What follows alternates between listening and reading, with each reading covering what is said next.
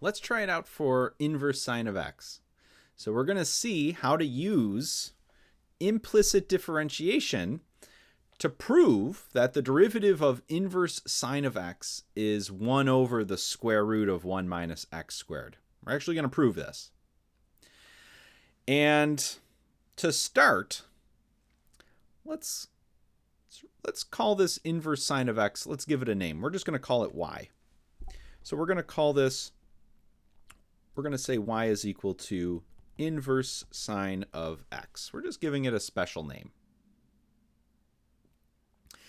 And what we're going to do next is we're going to actually use that definition of the inverse function.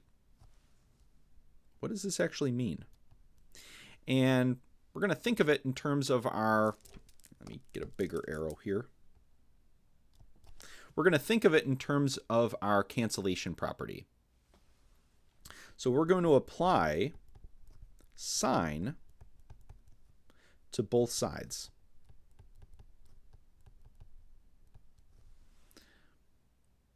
So we have this equation. We're going to apply sine to both sides. So when we apply it to the left, we're going to get sine of y. And then when we apply it to the right, what are we going to get? Well, we're going to have sine of inverse sine of x. And so what happens is sine and inverse sine, kind of by design, they cancel out. So this is equal to x. We're using our cancellation property here. So the sine and the inverse sine kind of cancel out, and we're left with just an x. So we're applying sine to both sides. When we apply it to this right side, we're going to have sine of the inverse sine of x, which is just x. And let's actually put that on the, we'll write it on the left side, just to have it x equal to sine of y. All right, so this is really the definition of what it means, what the inverse sine function means. So if y is equal to the inverse sine of x, well then x is equal to the sine of y. This is what the inverse function does. But we kind of get there through a cancellation property. All right, so that's the first kind of step of our work here. We have this equation now, and this is where we're going to actually do the implicit differentiation.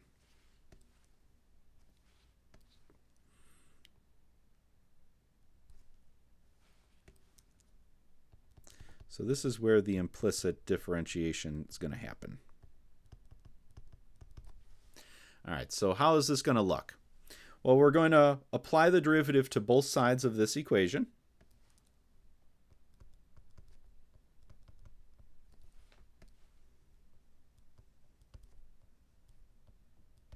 So let's just do that, apply the derivative, just like we normally would with implicit. Now we're calculating the derivative with respect to x. So we differentiate this x term like usual. We get 1. We differentiate the sine of y. Derivative of sine is cosine, so we get cosine of y. But now we differentiated a y term, so we multiply that result by y prime. Kind of standard implicit differentiation. All right, so this is good. We've actually done the derivative, but we're not too close yet. We still have a little bit more to do. And so the idea is we want to convert this, we want to get rid of all the y terms that we have.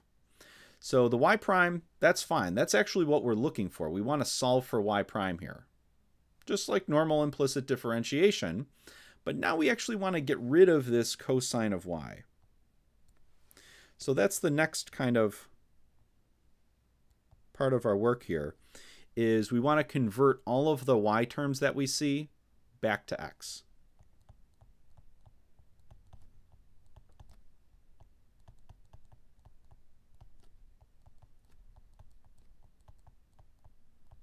Except that y prime. That y prime's good. That's really what we're after. We want to figure out what we want to get y prime by itself.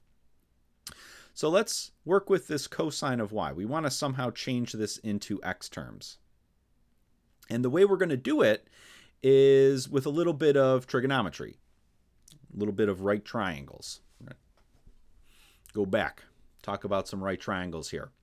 So when we say x is equal to sine of y,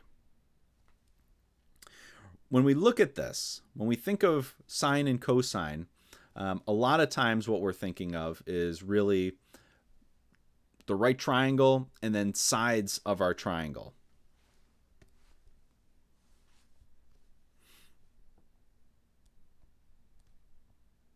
So if here's our right triangle, when we look at this equation, sine of y, sine is, we can think of our sine function as relating, if this is our angle here, what the sine function does is it relates the length of the opposite side and the length of our hypotenuse in some way to the measure of our angle. And then we also have the adjacent side, and the cosine function deals with the adjacent side and the hypotenuse. So if we think of sine, the sine function, sine of y would be equal to the opposite side of this right triangle divided by the hypotenuse, length of the hypotenuse. And so when we think of y here, y is really the measure of this angle right here. And if we look at, we know sine of y is also equal to x, so we can write x as x over 1. And so x, if we match up these fractions, x would be the length of our opposite side, and 1 is the length of our hypotenuse. And so we're interested in knowing what cosine of y is. So what would be cosine of y? Well, cosine is the adjacent side over the hypotenuse. So we need to know what that missing side is. What's the missing side here of our triangle? And we have the Pythagorean theorem, which tells us.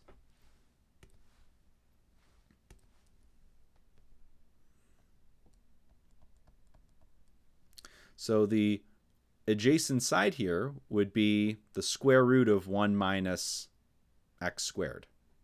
So if we remember back, how we actually find this missing side comes from the Pythagorean theorem.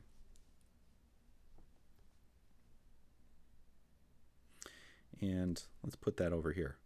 So the adjacent side squared plus the opposite side squared is equal to the hypotenuse squared.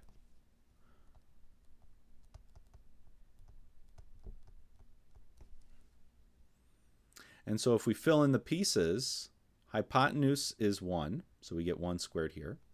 Opposite side is x, so we get an x squared. And we want to solve for the adjacent side, so we would subtract x squared from both sides and then do the square root. So we would get square root of 1 minus x squared. So that is, if we fill that in, that tells us then that cosine of y must be equal to square root of 1 minus x squared over 1, or just square root of 1 minus x squared. So if we can fill that in, we know cosine of y is the square root term. So we get 1 is equal to the square root of 1 minus x squared times y prime. And then we solve for y prime.